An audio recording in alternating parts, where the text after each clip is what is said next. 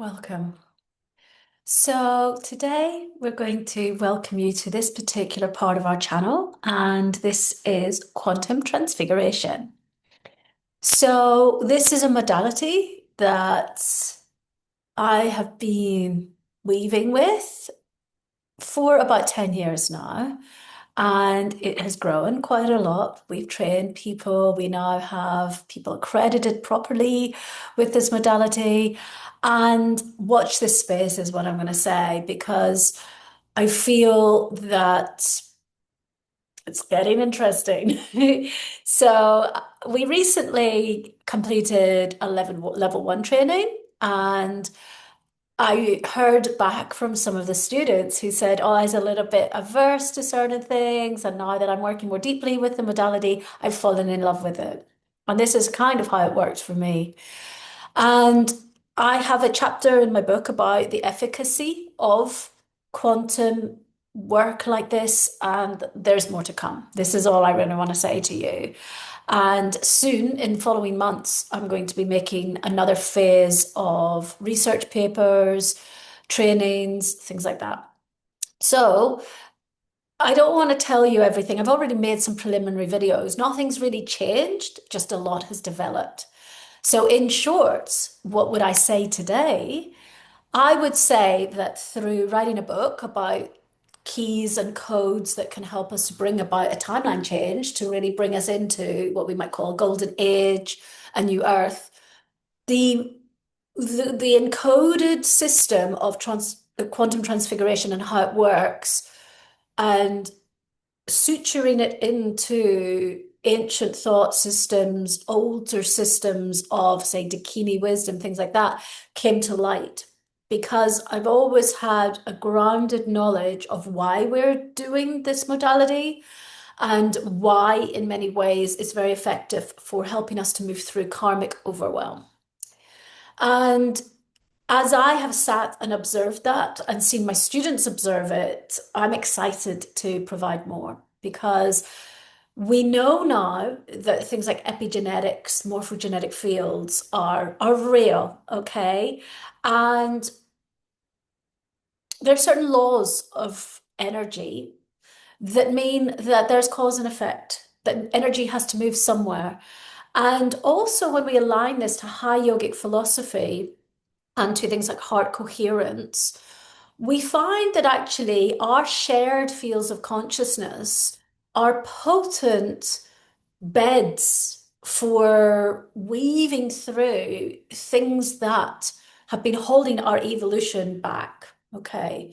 So when we go into a shared space with a client or with a group, and we knowingly work through certain patterns or codes, wow, we are able to effectively release that. And the efficacy of that is going to be hard to prove in terms of, it's not, I hear people often going, yeah, I removed this from the collective. I don't really necessarily think that one session ever clears the whole collective. But what I have been observing is how sticky stuff that we've been working with for a long time, we have more mindfulness over it and are programming to be able to look at things from a wider vantage point, which changes the relationship to it entirely. That is very, very plausible. And I can tell you that because I personally can work with this modality anytime I want, and there's a cohort of us working with this, I believe I have purified so many dense emotions that were sitting in my ancestral line, in my personal body and being. And a lot of us now just have this ability to just move through stuff that otherwise will create illness and mean that we make the wrong decisions in life in terms of evolving. Okay. So it's an exciting time, because the as I have analyzed what's going on over these last 10 years when we're doing the work, I have really been able to understand more as to what's taking place in our systems when we're holding space for others, and how that aligns with certain natural laws. And it's profoundly exciting. And it looks very strange as well. So I have to warn you of that.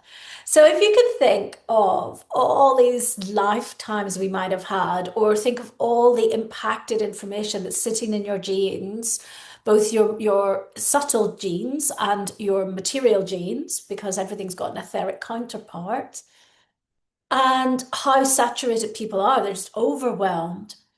What happens when we're holding space for others is that like utterances or movements or visuals will come up that were these unprocessed bits of information that need to be presenced.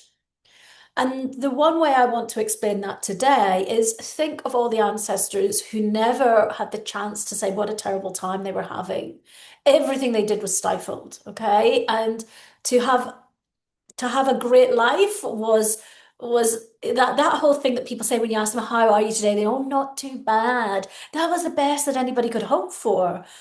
And they didn't have therapy. They didn't have, cathartic breathwork sessions where they just wriggle and howl, none of this. And this is sitting in our fields. And this is why a lot of us feel so saturated that we can hardly move.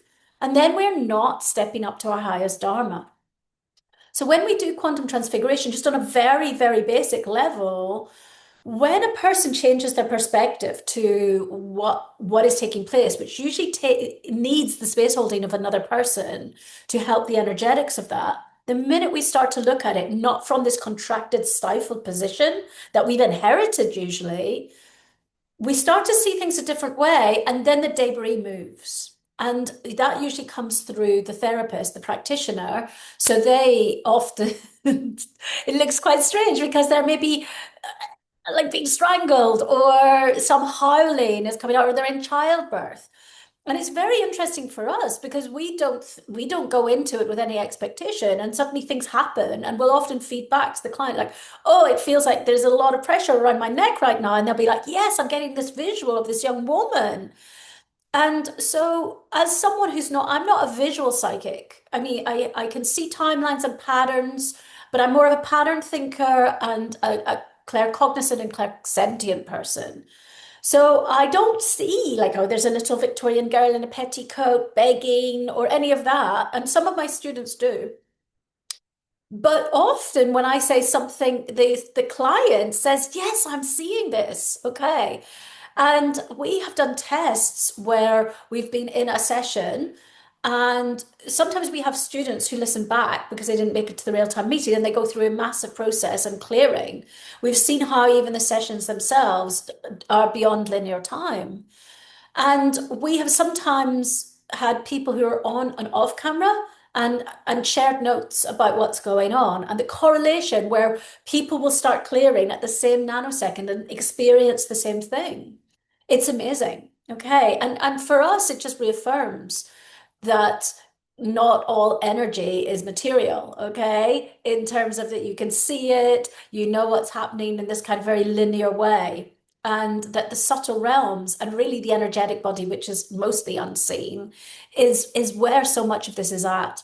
And so not only does this leave people feeling very clear and light afterwards, and usually the thing that they were preoccupied with when they came in, they can't even think about it, it seems to be gone.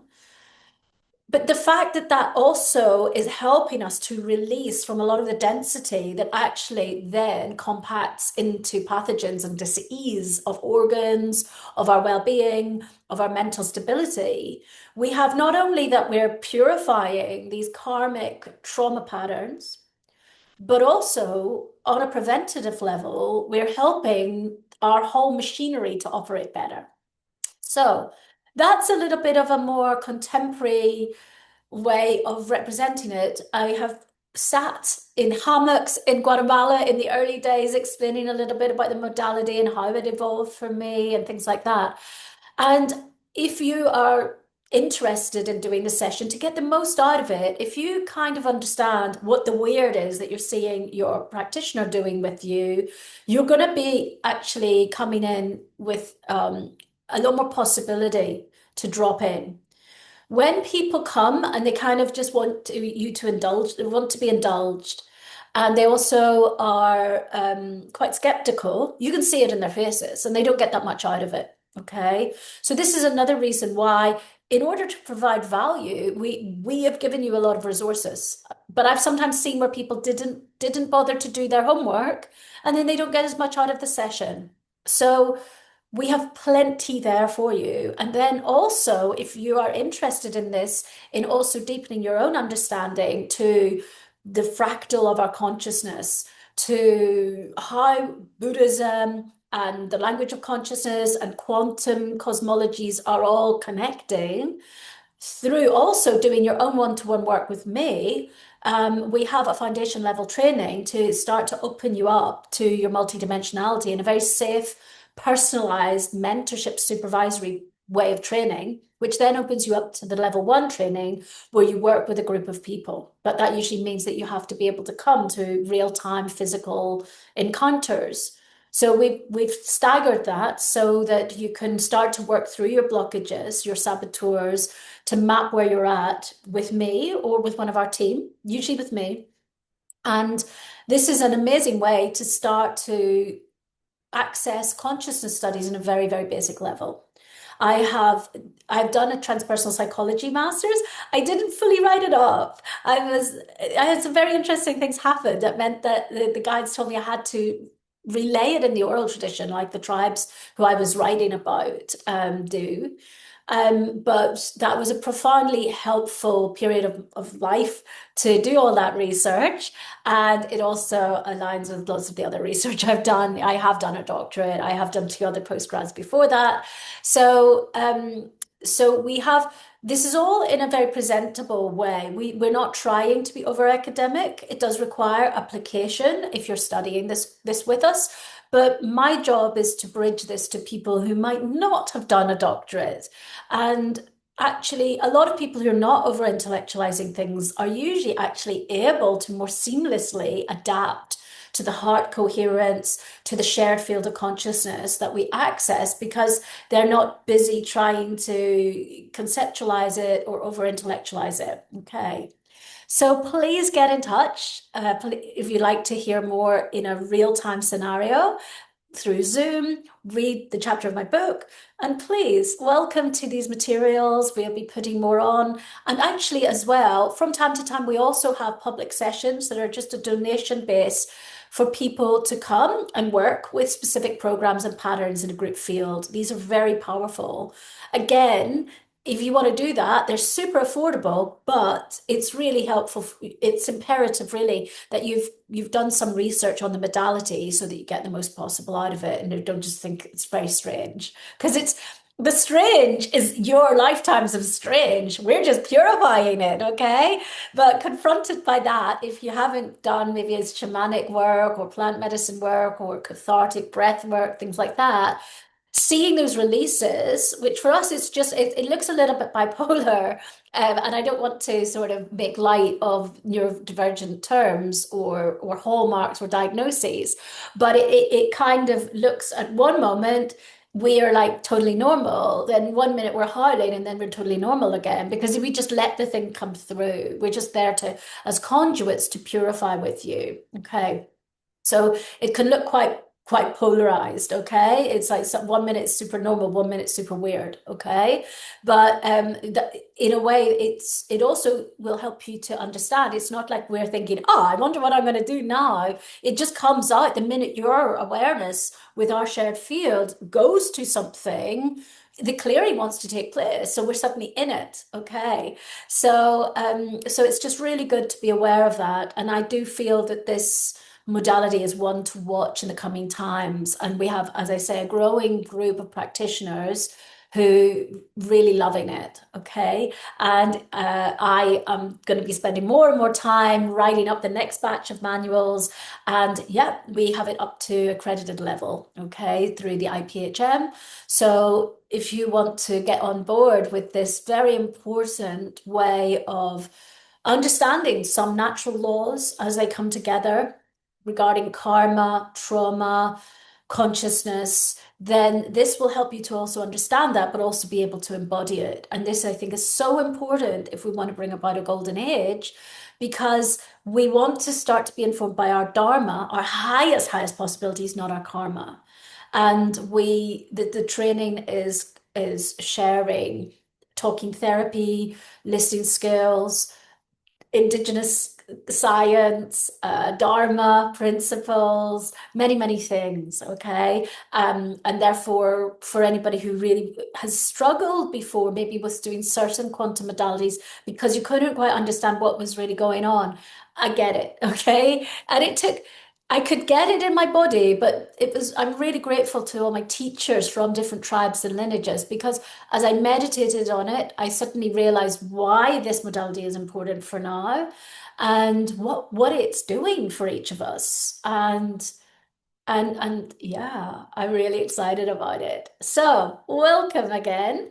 And I do hope you find something here that whets your appetite in a good way. Okay? Over and out. Ciao, ciao.